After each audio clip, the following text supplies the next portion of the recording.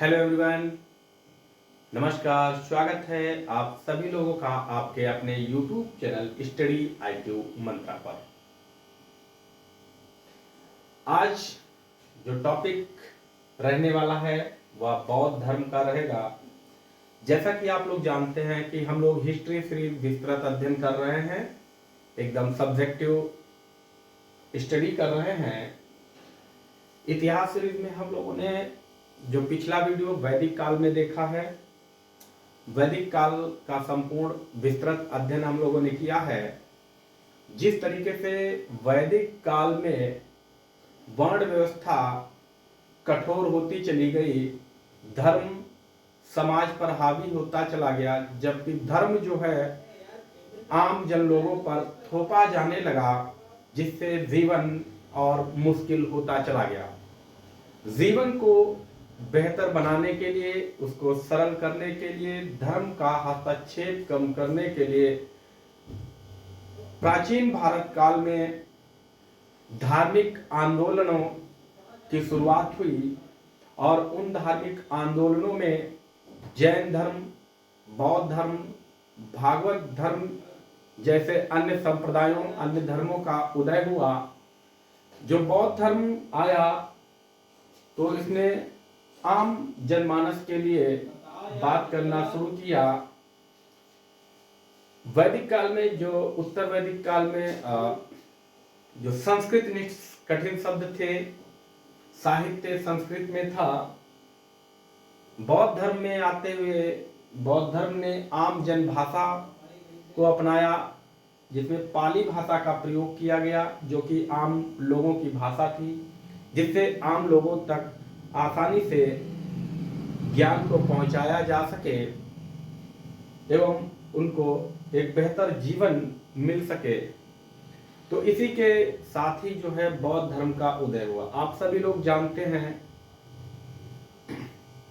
कि गौतम बुद्ध, जिनका नाम सिद्धार्थ था, कपिलवस्तु के राजा शुद्धोधन के पुत्र थे, उन्होंने अपना राजसीय जीवन त्याग कर साधारण जीवन यापन करने का निर्णय लिया, आम लोगों के बीच पहुंचने का निर्णय लिया और अपना गृह त्याग किया।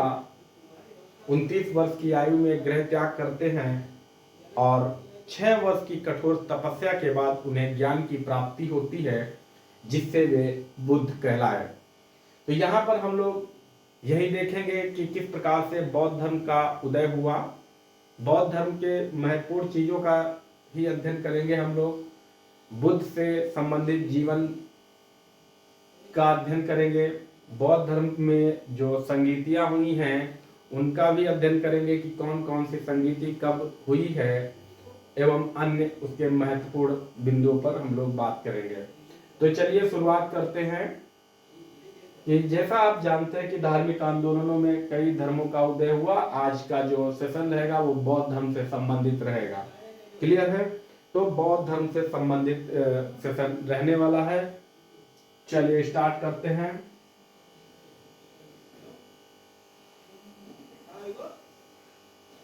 जैसा आप जानते ही हैं कि बौद्ध धर्म का उदय वैदिक काल के अंत में, उत्तर वैदिक काल के अंत में हुआ है। 6वीं ईसा पूर्व शताब्दी में हुआ है, जब गौतम बुद्ध का जन्म हुआ। उसके बाद ही बौद्ध धर्म की शुरुआत होती है। तो हम लोग पहले स्टार्ट करते हैं गौतम बुद्ध के जीवन से संबंधित महत्वपूर्ण चीजों का अध्ययन करेंगे।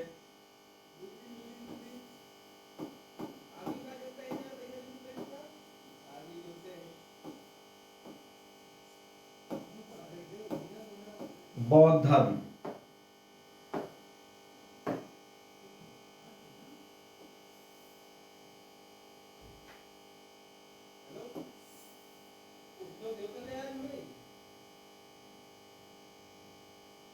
तो बौद्ध धर्म में हम लोग सबसे पहला पॉइंट क्या लिखें कि बौद्ध धर्म जो है प्रवर्तक कौन है। तो बौद्ध धर्म के प्रवर्तक कौन है?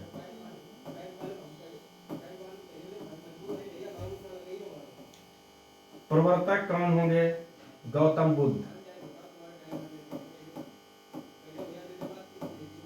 गौतम बुद्ध, ठीक है। गौतम बुद्ध, बचपन का नाम इनके क्या है?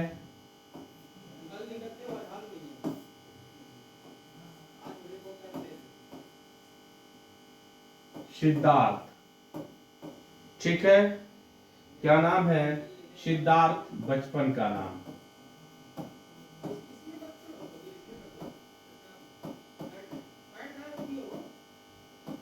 सिद्धार्थ इनके बचपन का नाम है।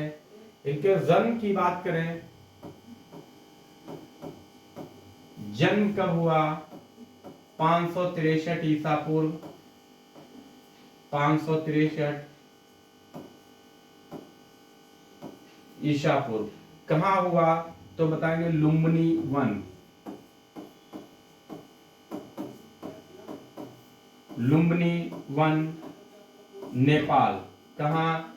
जो कि नेपाल में है, लुम्बिनी वन नेपाल। क्लियर है? पिता का नाम क्या है?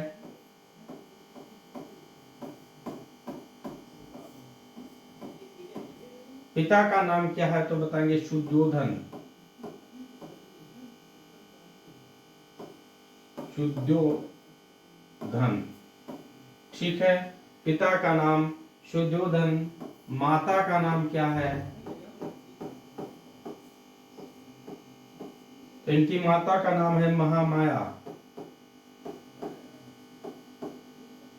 माता का नाम महामाया है, ठीक है, जो कि कोलीय गणराज्य की थी। कोलीय गणराज्य, ठीक है। पालन पोषण किसने किया इनका?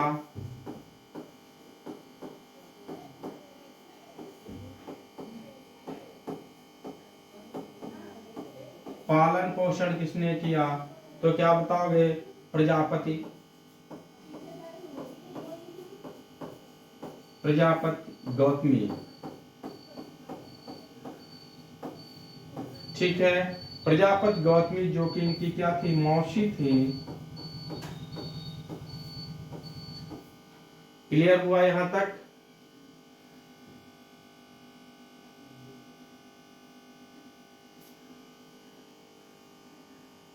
इनका विवाह जो है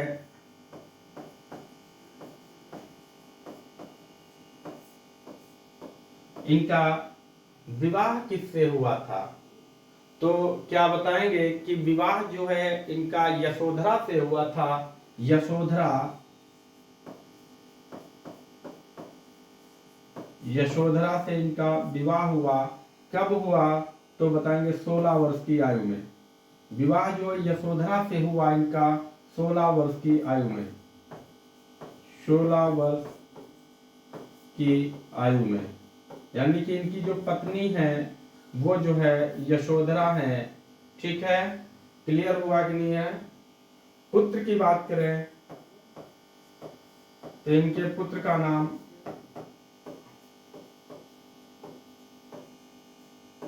राहुल था।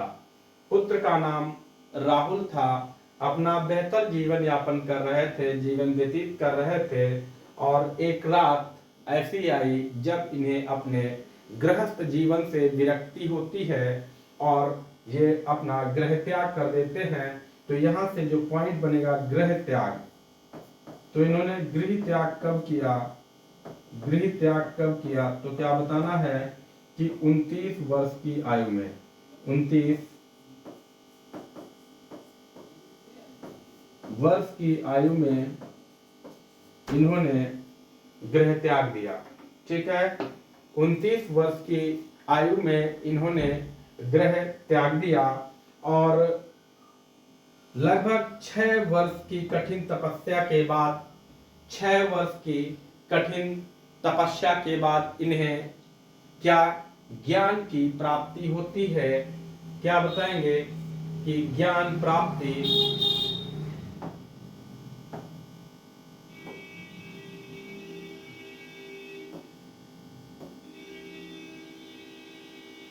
तो इन्हें ज्ञान कब प्राप्त होता है?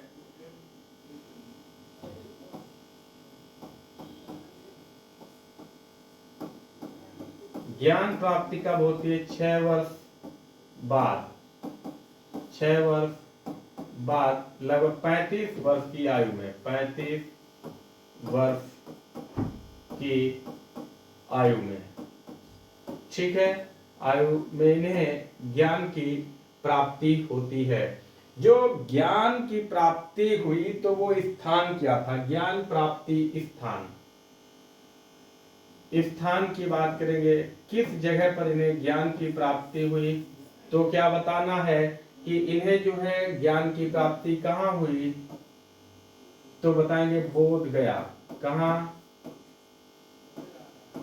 बोध गया, ठीक है, बोध गया में हुई। और किस नदी के तट पर? तो बताएंगे निरंजना,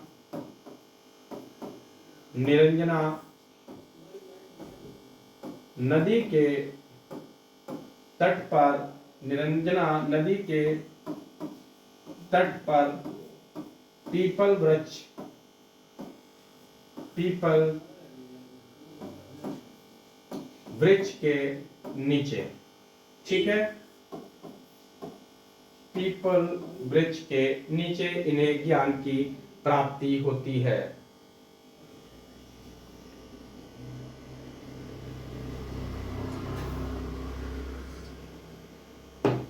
अगर आपसे ज्ञान प्राप्ति की तिथि पूछ ली जाए, यहाँ इस तरीके से बनाएंगे ज्ञान प्राप्ति, ये स्थान, और अगर आपसे पूछा जाए तिथि,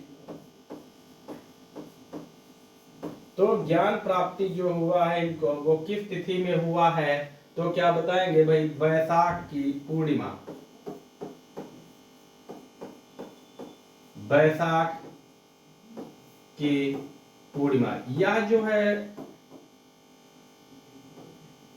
पूर्णिमा को ही इन्हें ज्ञान प्राप्त हुआ। यह जो वैशाख की पूर्णिमा है, यह इनके जीवन की महत्वपूर्ण तिथि है।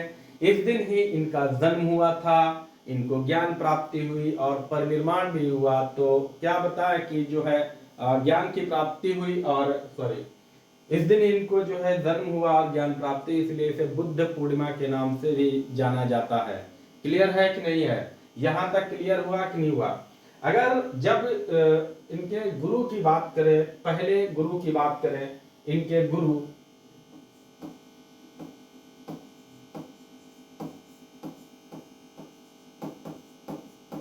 पहले गुरु की बात करें तो इनका नाम जो मिलता है आलार कलाम, आलार कलाम जो है इनके गुरु का नाम मिलता है। क्लियर है?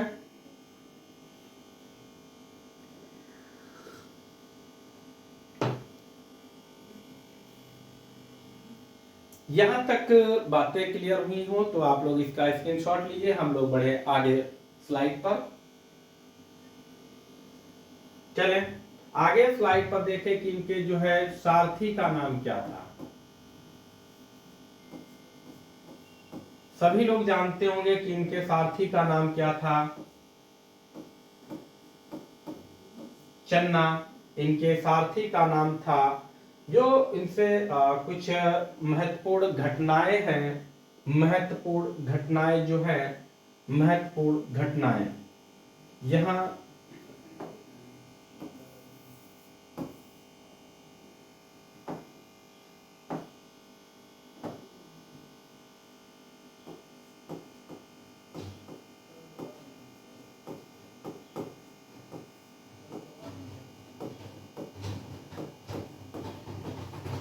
महत्वपूर्ण घटनाओं की बात करें अगर, तो क्या क्या रही हैं इनके जीवन की महत्वपूर्ण घटनाएं? तो इनका जो गृह त्याग है, गृह त्याग को, गृह त्याग को महाभिनिष्क्रमण,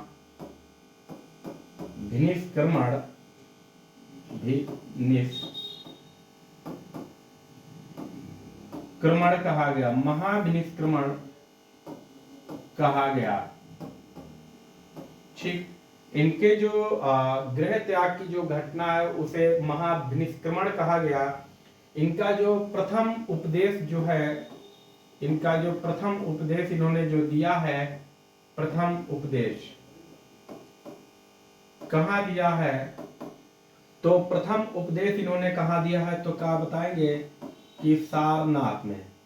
ठीक है, प्रथम उपदेश इन्होंने सारनाथ में दिया है, जिसे क्या कहा गया, धर्म चक्र प्रवर्तन। इस घटना को क्या कहा गया, धर्म चक्र प्रवर्तन कहा गया।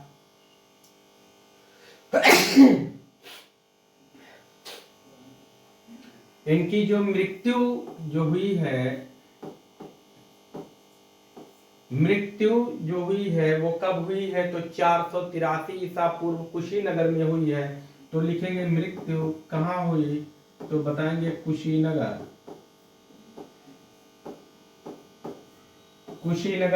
और मृत्यु को क्या कहा गया, तो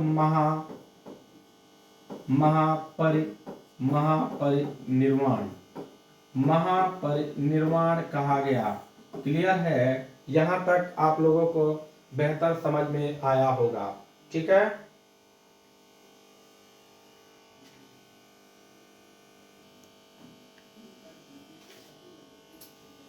यहां भी एक पॉइंट और नोट कर लीजिए, यहां एक पॉइंट नोट कर लीजिए जरा, प्रिय शिष्य, इनका जो प्रिय शिष्य था, प्रिय शिष्य का नाम क्या था, तो क्या बताएंगे, प्रिय शिष्य का नाम था आनंद। क्या नाम था, आनंद। ठीक है, इनके प्रिय शिष्य का नाम आनंद था। अब जो है ये स्लाइड एकदम कंप्लीट है। अब ये आप लोगों ने देखा है कि महत्वपूर्ण घटनाएं जो रही हैं इनसे संबंधित, उनको हम लोगों ने देखा इस तरीके से।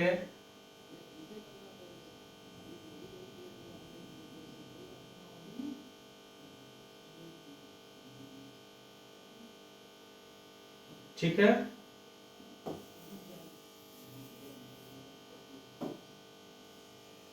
यहां इसको थोड़ा सा छोटा करें। आइए अब देखेंगे कि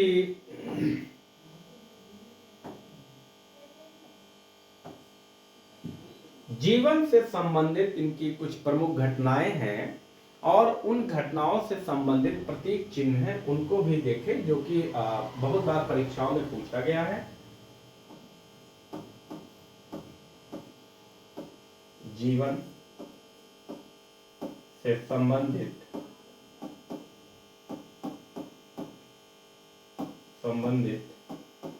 घटनाएं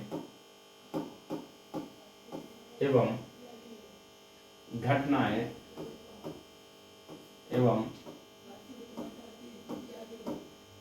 प्रतीक चिन्ह। तो जीवन से संबंधित इनकी कुछ प्रमुख घटनाएं और उनसे संबंधित जो है प्रतीक चिन्ह है, जिनको परीक्षाओं में बहुत बार पूछा गया और लगातार पूछा भी जाता है। जैसे जन्म, तो जन्म से जो संबंधित चिन्ह है, घटना है जन्म, और जो चिन्ह है जहां लिखते चले घटना, और यहां प्रतीक चिन्ह लिखेंगे, प्रतीक चिन्ह लिखेंगे। ठीक है, प्रतीक चिन्ह लिखेंगे। तो इस तरीके से लिखे जन्म, तो जन्म से संबंधित क्या है, यहां घटना जो है वो जन्म है। प्रतीक चिन्ह क्या है, तो बताएंगे कमल, कमल या शांड। ठीक है, गृह त्याग, जो गृह त्याग की घटना है और इससे संबंधित प्रतीक चिन्ह क्या होगा, तो बताएंगे घोड़ा। क्लियर है,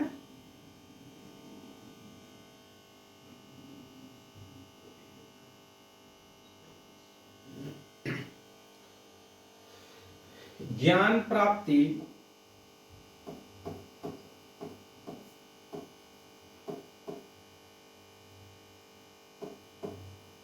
ज्ञान प्राप्ति से क्या संबंधित है, तो बताएंगे बोधि वृक्ष। क्या है भाई? बोधि वृक्ष है। बोधि वृक्ष को क्या कहा गया है? मतलब पीपल को ही बोधि वृक्ष कहा गया है। ठीक है, बोधि वृक्ष।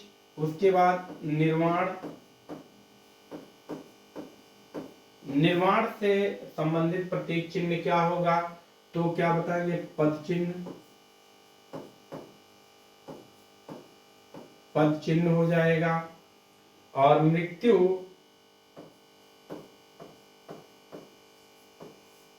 तो मृत्यु से क्या है, तो स्तूप हो जाएगा। ठीक है, मृत्यु का प्रतीक चिन्ह क्या है, वो स्तूप हो जाएगा।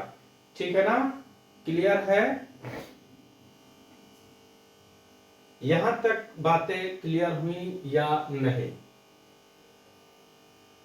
चल आगे देखें कि जो बौद्ध धर्म है इसमें 3 रत्न हैं। इनकी बौद्ध धर्म की शिक्षा की बात करें या बौद्ध धर्म की बात करें,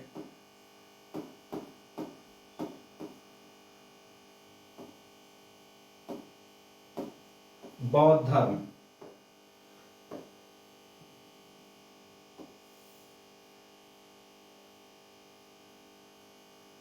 तो बौद्ध धर्म में क्या क्या चीजें हैं कि बौद्ध धर्म के त्रिरत्न है। बौद्ध धर्म में क्या है? त्रिरत्न है। त्रिरत्न है। और ये त्रिरत्न कौन कौन से त्रिरत्न हैं, तो क्या बताएंगे? बुद्ध, धम्म, संघ।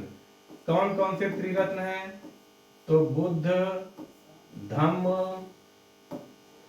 धम्म और क्या है?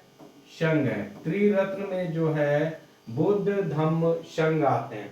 फिर बौद्ध धर्म के त्रिपिटक ग्रंथ की बात करें तो बौद्ध धर्म में 3 ग्रंथ हैं जिन्हें त्रिपिटक कहते हैं। साथ ही साथ इसमें जातक कथा भी है।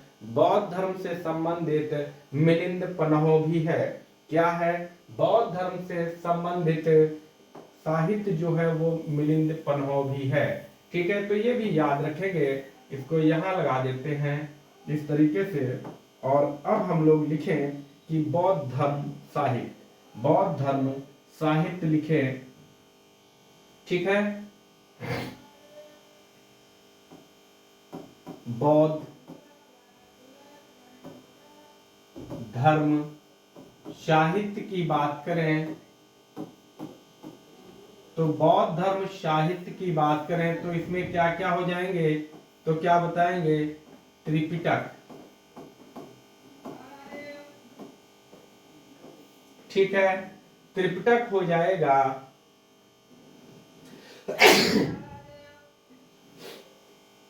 और क्या होगा? जातक कथाएं हो जाएंगी। जातक कथाएं होंगी। साथ ही साथ एक ग्रंथ मिलता है मिलिंद पन्हो।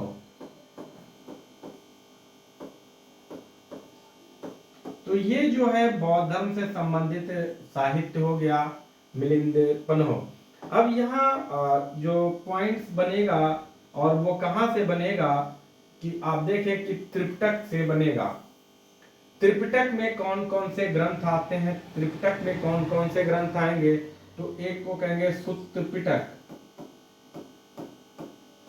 सुत्त पिटक। ठीक है, और यहाँ इसमें सुत्त पिटक जो है पूछा भी जाता है कि सुत्त पिटक में क्या है। तो सुत्त पिटक में क्या है? बौद्ध धर्म से संबंधित यानी गौतम बुद्ध के जो है उपदेश हैं। क्या है इसमें? उपदेश हैं। साथ ही साथ इसमें शिक्षा है। क्या है? शिक्षा भी है। ठीक है, किसमें? सुत्त पिटक। ओ यहाँ यानी कि सुत्त में उपदेश। ठीक है, विनय पिटक। फिर एक जो है त्रिपिटक के ही ये भाग हैं जिसे विनय पिटक कहते हैं। विनय पिटक। और विनय पिटक में क्या है, तो विनय पिटक कैसे याद रखेंगे? यहाँ पे पहले वर्ड में जो है छुट्टी की मात्रा है तो यहाँ भी क्या लिखेंगे? नियम। ई की मात्रा, नियम, नियम को क्या बोलते हैं भाई? कानून, कायदे कानून, ठीक है। और जो तीसरा जो रहेगा वो क्या रहेगा? तीसरा क्या रहेगा? अभिधम्म पिटक। क्या हो जाएगा? अभि अभिधम्म, अभिधम्म पिटक, अभिधम्म पिटक हो जाएगा। और इस अभिधम्म पिटक में क्या दिया है? तो दर्शन एवं सिद्धांत। तो इसमें क्या है? दर्शन है, दर्शन एवं सिद्धांत की बात की गई है। जो बौद्ध धर्म के दर्शन एवं सिद्धांत हैं वो किसमें है? अभिधम्म है। यानी कि धर्म के सिद्धांत और धर्म के दर्शन दिए हैं किसमें? अभिधम्म पिटक में। तो यहां तक आपसे बातें क्लियर हुई होंगी, आप लोगों को स्पष्ट हुआ होगा। त्रिरत्न, तीन रत्न क्या होंगे? बुद्ध धम्म संघ।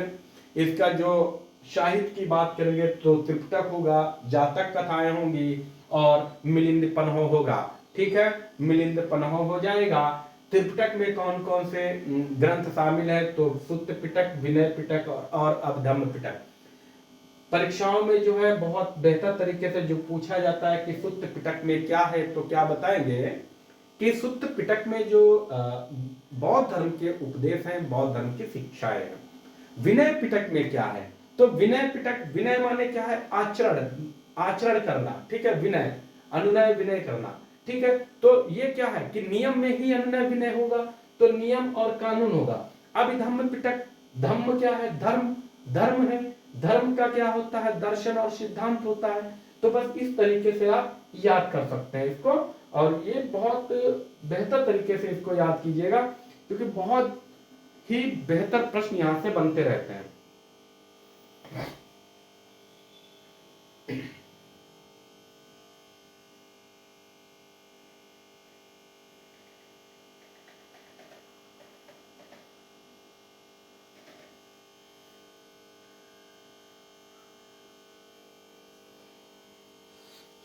आइए नेक्स्ट स्लाइड में चले, हम लोग आगे बढ़ते हैं।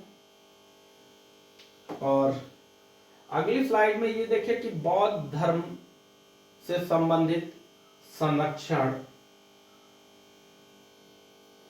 कहां कहां रहा है। ठीक है, बौद्ध धर्म से संबंधित संरक्षण या स्थान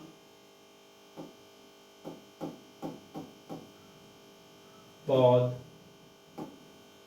धर्म से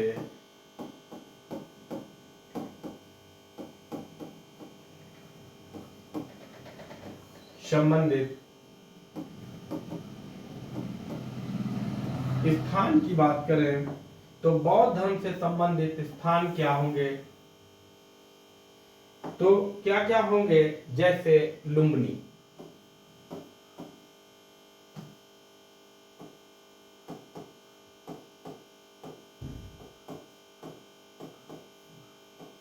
ठीक है, लुम्बिनी हो जाएगा।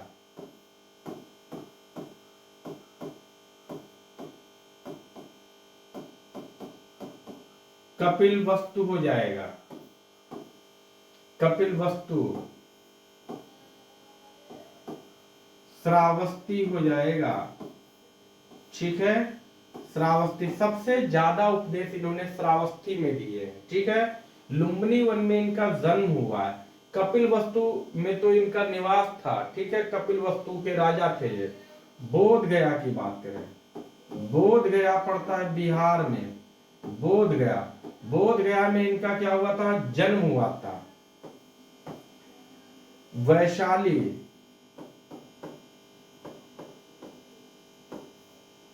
वैशाली, ठीक है। तो वैशाली, साथ ही साथ कौशाम्बी, साथ ही साथ कौशाम्बी। अब कौशाम्बी में आपसे एक प्रश्न पूछा जाता है जो कि उत्तर प्रदेश से रिलेटेड है, यूपी स्पेशल होगा। कौशाम्बी जो है बौद्ध धर्म और जैन धर्म, बौद्ध एवं जैन एवं जैन धर्म से संबंधित है, धर्म से संबंधित है। ठीक है, कौशाम्बी, दोनों धर्मों के यहाँ पर प्रचार प्रसार किया गया है। कहाँ? कौशाम्बी में। तो इसे आप लोग याद रखेंगे, ये बहुत ज्यादा पूछा गया है प्रश्न, उत्तर प्रदेश की दृष्टि से बहुत महत्वपूर्ण रहेगा। पूछा भी जाता है कि बौद्ध और जैन दोनों धर्मों से संबंधित कौन सा स्थान है, तो आप बता देंगे कौशाम्बी हो जाएगा। क्लियर है कि नहीं है? क्लियर हुआ कि नहीं? इसके अलावा आप देखें कि जो बौद्ध धर्म को राष्ट्रीय संरक्षण जिनका प्राप्त था, यानी कि किन किन राजाओं ने जो है बौद्ध धर्म को संरक्षण प्रदान किया है, उसको आप लोग देखें। ठीक है, बौद्ध धर्म को राष्ट्रीय संरक्षण,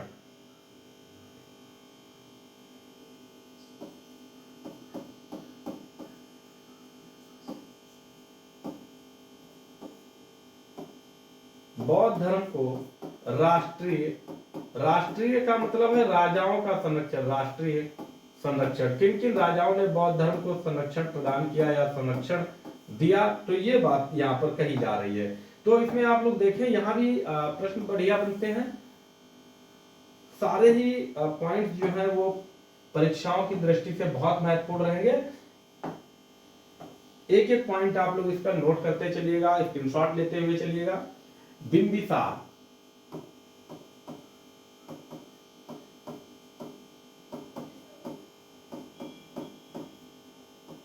बिंबिसार ने जो है बौद्ध धर्म को बहुत ज्यादा ही बढ़ाया, इसको संरक्षण दिया।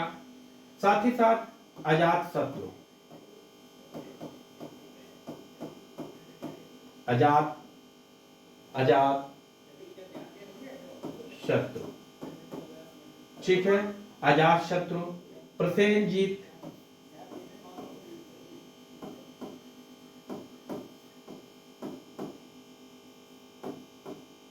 प्रसेनजीत, इसके अलावा अशोक,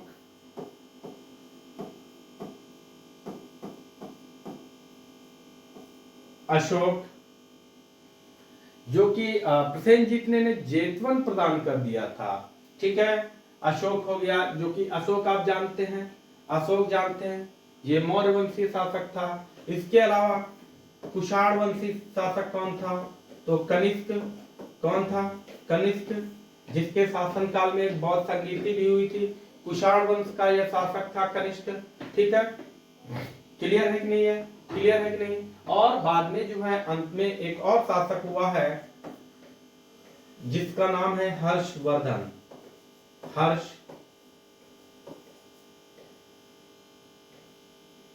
हर्षवर्धन। तो इन शासकों का जो है बौद्ध धर्म को संरक्षण प्रदान था। प्रसेनजीत को आप जानते हैं कि जो है इन्होंने जो है जेतवन इनको प्रदान किया था। ठीक है, क्लियर है कि नहीं?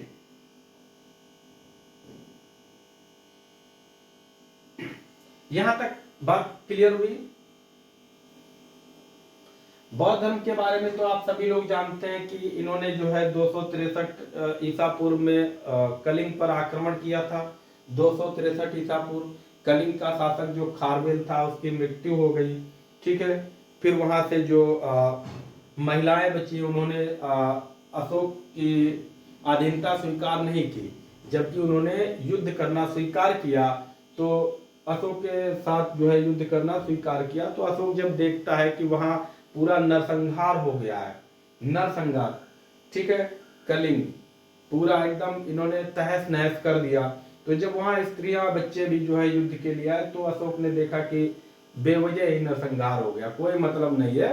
तो वहां से जो है ये युद्ध त्याग देता है। युद्ध त्याग कर जो है क्या करता है, बौद्ध धर्म को अपना लेता है और बौद्ध धर्म को संरक्षण प्रदान करता है। फिर बौद्ध धर्म के प्रचार प्रसार में ही लग जाता है, बौद्ध धर्म का प्रचार प्रसार करने के लिए ही लग जाता है और संपूर्ण जीवन अपना जो है बौद्ध धर्म में ही व्यतीत करता है। अपने पुत्र महेंद्र एवं संघमित्रा को बौद्ध धर्म के प्रचार एवं प्रसार के लिए जो है सिंघल द्वीप यानी कि श्रीलंका भेजता है, वहां भी जो है बौद्ध धर्म का प्रचार प्रसार करवाते हैं। ठीक है, तो ये सारी चीजें रही हैं, आप लोग इनको भी याद रखते रहिएगा।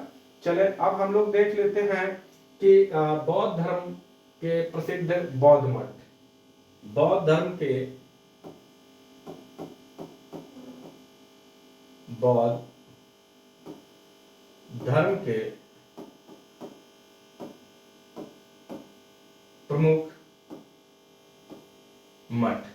ठीक है, बौद्ध धर्म के प्रमुख मठ देखें।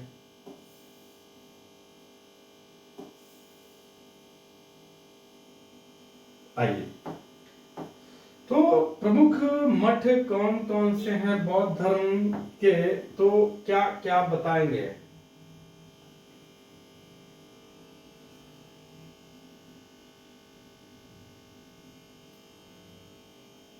तो इसमें हम लोग लिखे ताबो मठ।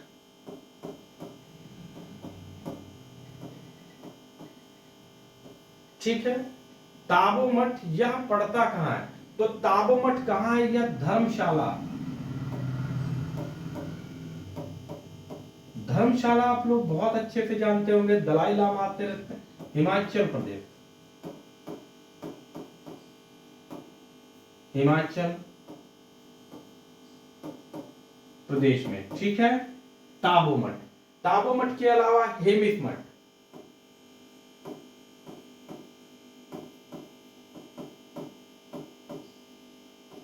हेमिस मठ यह कहां है? तो हेमिस मठ, हेमिस राष्ट्रीय पार्क भी, राष्ट्रीय उद्यान, हेमिस राष्ट्रीय उद्यान भी है, हंगुल के लिए जाना जाता। कहां है? तो बताएंगे लद्दाख। कहां है भाई? लद्दाख में। ठीक है, हेमिस मठ। इसके अलावा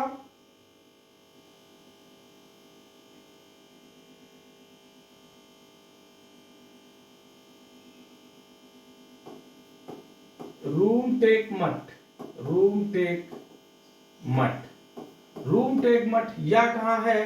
तो बताएंगे सिक्किम में है।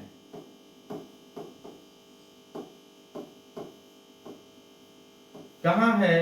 सिक्किम में है, तमांग मठ। और तमांग मठ, तमांग मठ कहां? यह अरुणाचल प्रदेश में है, अरुणाचल प्रदेश में जो है तमांग मठ है। ठीक है, एक और है थिक्से मठ।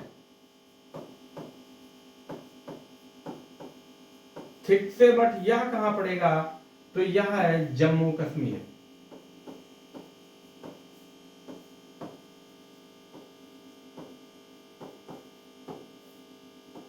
तो यह जो है जम्मू कश्मीर में है। क्लियर है? फिर कुछ बौद्ध धर्म का प्रचार प्रसार बहुत ही बेहतर तरीके से चल रहा था, उसमें जनमानस तक बौद्ध धर्म पहुंच रहा था, क्योंकि इसकी भाषा जो है वो आम जनभाषा थी, जिसे आप पाली कहते हैं। तो बौद्ध धर्म की भाषा की बात करें, अगर यहाँ नोट लिख लेंगे,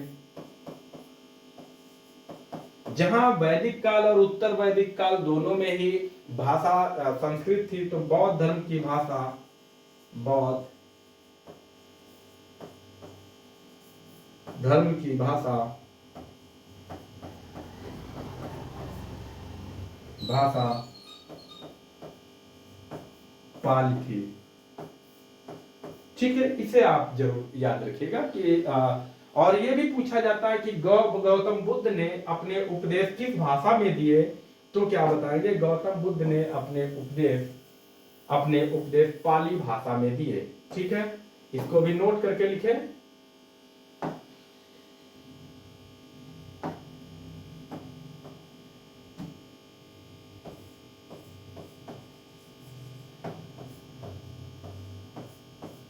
गौतम बुद्ध ने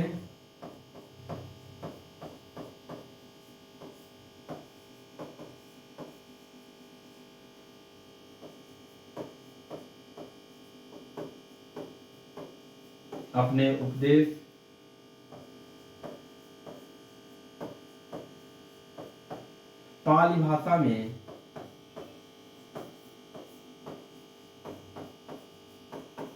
पाली भाषा में दिए थे। ठीक है, क्योंकि संस्कृत भाषा जो है ये क्लिष्ट भाषा थी।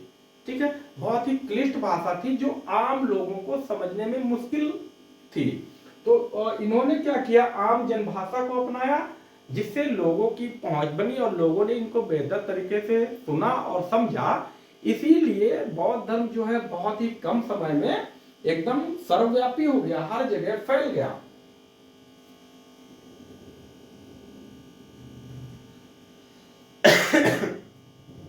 अब यहाँ बौद्ध धर्म जब का वर्चस्व बढ़ता गया, बौद्ध धर्म जो है समाज में एकदम विस्तारित हो गया, तो बौद्ध धर्म की शिक्षाओं के लिए कुछ विद्यालयों की आवश्यकता पड़ी। बौद्ध धर्म की शिक्षाएं, कैसे बौद्ध धर्म की शिक्षा को आगे बढ़ाया जाए, तो इसके लिए जो है बौद्ध शिक्षा के प्रमुख केंद्र बनाए गए। तो प्रमुख बौद्ध विश्वविद्यालयों की स्थापना हुई। तो यहां लिखेंगे प्रमुख बौद्ध धर्म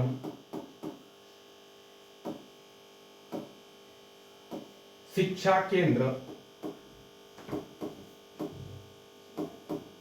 शिक्षा केंद्र या फिर कहें विश्वविद्यालय, विश्वविद्यालय। ठीक, तो कौन कौन से होंगे ये देखें हम लोग। आइए,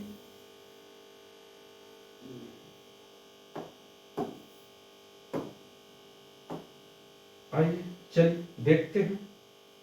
तो पहला लिखे नालंदा विश्वविद्यालय।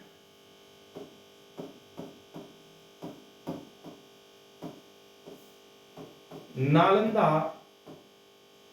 विश्वविद्यालय यह जो है बौद्ध धर्म का शिक्षा केंद्र रहा है, नालंदा विश्वविद्यालय। यहाँ चीनी यात्री हेनसांग भी आया था, जो काफी दिनों तक रहा और उसने बौद्ध धर्म की शिक्षा ग्रहण की।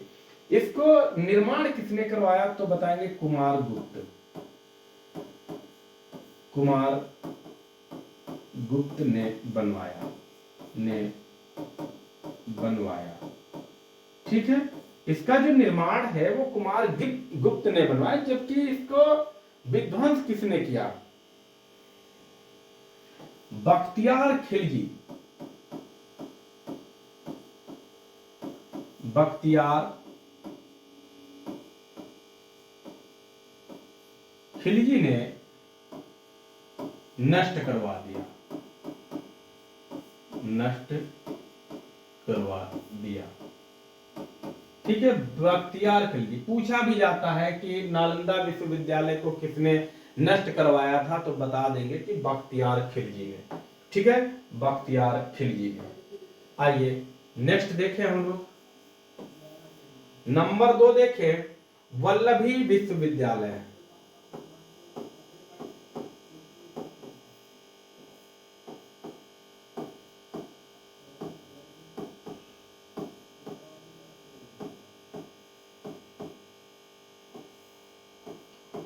वल्लभी विश्वविद्यालय, तो इसका निर्माता कौन है, निर्माण किसने करवाया, वल्लभी विश्वविद्यालय का निर्माण किसने करवाया, वल्लभी विश्वविद्यालय का निर्माण भट्टारक ने करवाया है। सॉरी, भट्टारक किसने करवाया है, भट्टारक ने करवाया है। और कहां करवाया है, तो गुजरात में। कहां करवाया है, तो गुजरात में करवाया है। इसके अलावा सोमपुर विश्वविद्यालय है,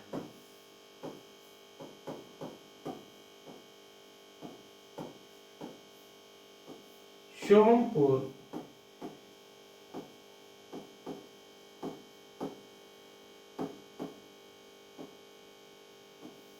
विश्वविद्यालय। तो सोमपुर विश्वविद्यालय का निर्माण किसने करवाया है, धर्मपाल। ठीक है, धर्मपाल। धर्मपाल, और कहां, तो बताएंगे बिहार। तो ये कुछ जो है बौद्ध धर्म से संबंधित शिक्षा केंद्र थे, बौद्ध धर्म से संबंधित शिक्षा केंद्र थे। क्लियर है।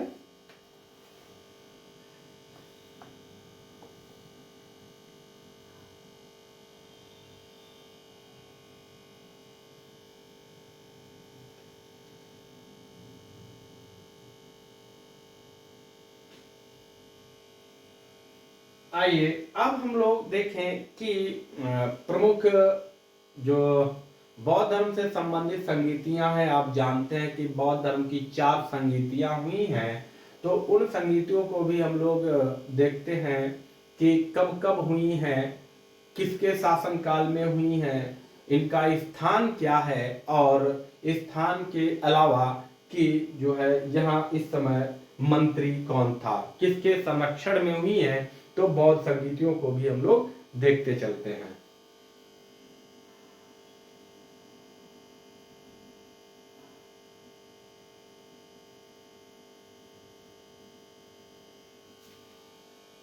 तो चलिए, बौद्ध संगीतियां, बौद्ध धर्म की संगीतियां।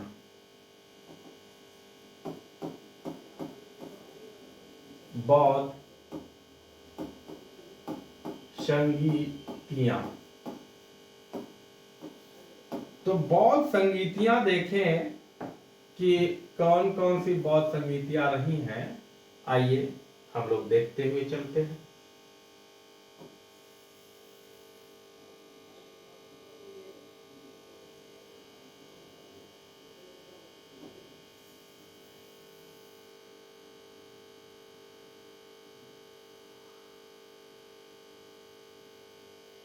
तो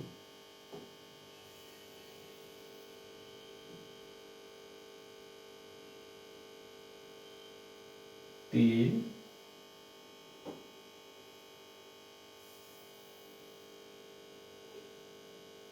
4 और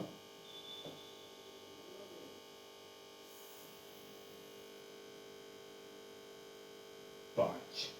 ठीक है, यहां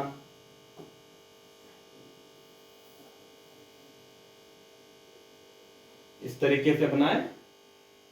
आइए देखते हैं।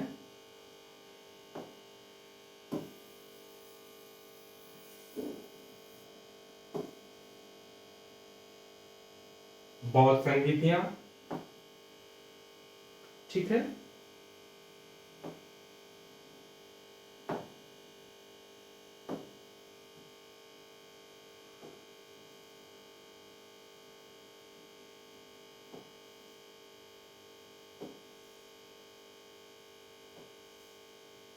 चलिए,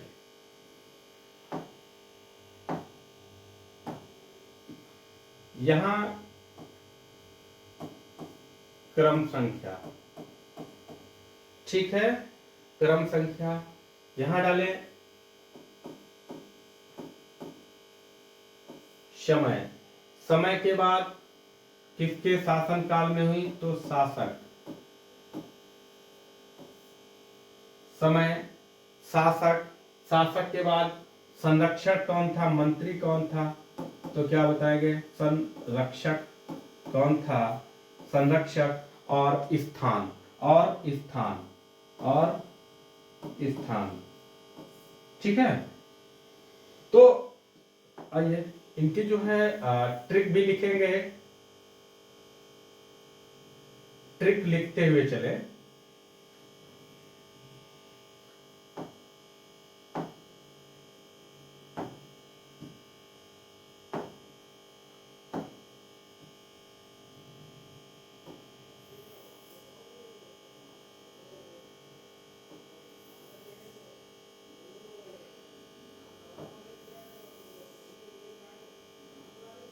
तो ट्रिक लिखते हुए चले कि नंबर 1 डाले, नंबर 1, और जिसका समय है, पहली बौद्ध संगीति का समय कितना है, 483 और ईसा पूर्व। तो पहली बौद्ध संगीति का समय 483 ईसा पूर्व है। दूसरी बौद्ध संगीति का समय कितना है, तो बताएंगे 383 ईसा पूर्व, 383 ईसा पूर्व। तीसरी बौद्ध संगीति का समय क्या है, तो बताएंगे 251 ईसा पूर्व, ठीक है। और चौथी बौद्ध संगीति का समय क्या है, तो प्रथम शताब्दी, प्रथम शताब्दी, ठीक है। तो ये रहा। अब जो है शासक कौन होंगे, किसके किसके शासन में जो है ये संगीतियां हुई, तो शासक के लिए हम एक ट्रिक याद रखें, अजा, अजा, काला, शोक, अजा, काला, शोक, ठीक है। अजा से क्या होगा, अजा से क्या होगा, तो क्या बताओगे, अजा से क्या होगा, तो बताएंगे अजा से अजात शत्रु। पहली बौद्ध संगीति जो हुई है वो किसके शासन काल में हुई है, तो अजात शत्रु के शासन काल में हुई है।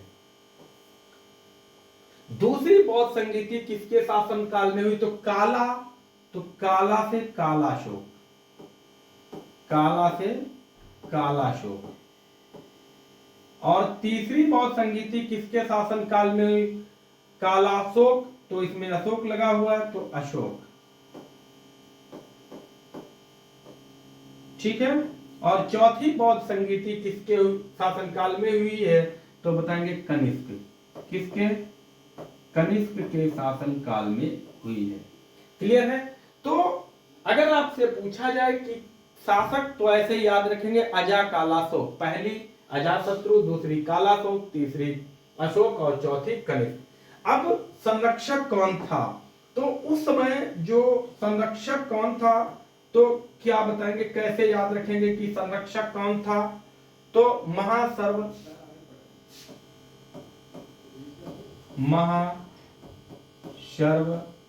मोग, मोग वासु, महाशर्व मोग वासु।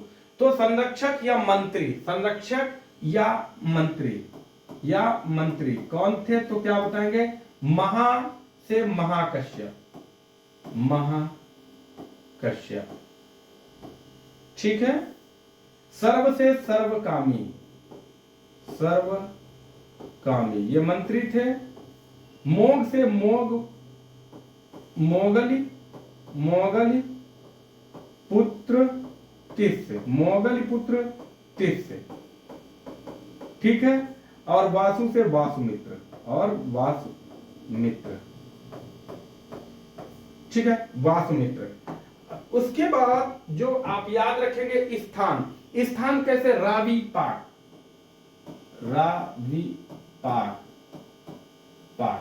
ठीक। रा से राजगृह,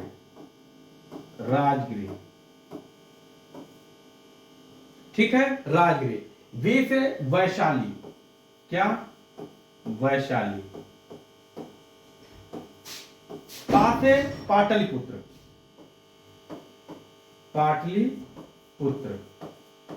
और का से कुंडलवन, और ये कहां पड़ता है, तो बताएंगे कश्मीर, कुंडलवन कश्मीर। अब आपने देखा कि चारों बौद्ध संगीतियां हम लोगों ने कितने बेहतर तरीके से और आसान ट्रिक से जो है सॉल्व कर ली है। तो यहां पर जो है कंप्लीट जो है बौद्ध धर्म आपका हो गया है। इससे ज्यादा मेरे समझ से नहीं पूछा जाना चाहिए बौद्ध धर्म में।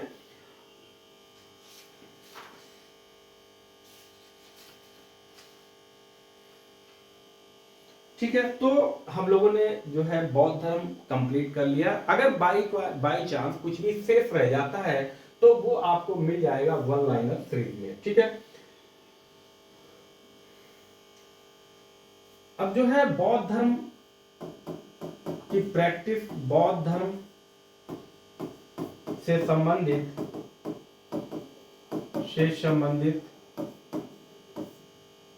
100 one liner question answer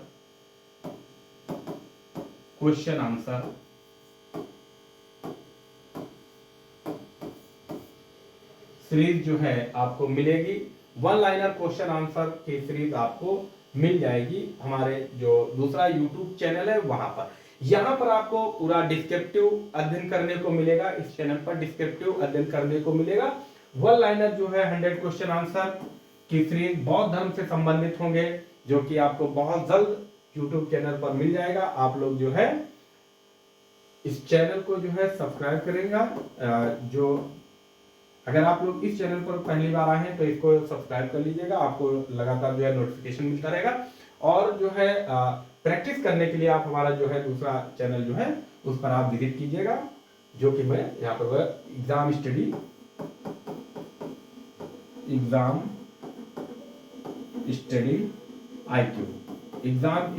IQ, ठीक है, ये चैनल है, इसको आप कैसे सर्च करेंगे? @exam study IQ 30, ठीक है, जो कि आपको जो है इसका लिंक आपके इस वीडियो के डिस्क्रिप्शन में आपको इसका लिंक मिल जाएगा यूट्यूब चैनल का, वहां से आप जाके जो है अध्ययन कर सकते हैं। वहां पर जो है प्रैक्टिस सेशन चल रहा है प्रत्येक, जैसे कि हम लोगों ने सिंधु घाटी सभ्यता पढ़ा है, वैदिक पीरियड का वीडियो भी आपको वहां पर 100 वन लाइनर क्वेश्चन आंसर मिल जाएंगे, और जो आपको बौद्ध धर्म से संबंधित भी 100 क्वेश्चन आंसर मिल जाएंगे। वहां पर बहुत ही फास्ट रिवीजन, बहुत ही बेहतर प्रश्नों की सीरीज रहती है, आप लोग वहां पर जाके विजिट जरूर करें। Thanks for watching video. मिलेंगे हम अगले वीडियो में बेहतर एक कंटेंट के साथ, तब तक के लिए टेक केयर, बाय बाय। ध्यान रखें आप लोग बेहतर तरीके से अध्ययन करते रहें, बाय।